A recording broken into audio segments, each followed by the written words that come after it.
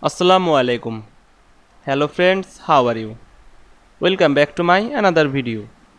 In this video, I am going to show you how to restart numbering list in Google Docs. Let's get started. At first you have to open your Google Docs app. Then you have open your Google Docs file. Then firstly go to your text and select the text. You can see our numbering already inserted. Now firstly select the text and click right on your mouse, and you can see here are restart numbering. Now I'm click restart numbering.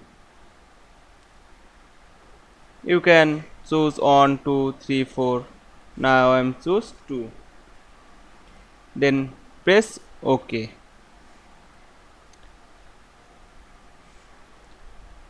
Now here we can see restart numbering list in Google Docs very easily. I hope you enjoyed my video. Please like, comment, share and subscribe my channel. Thanks for watching.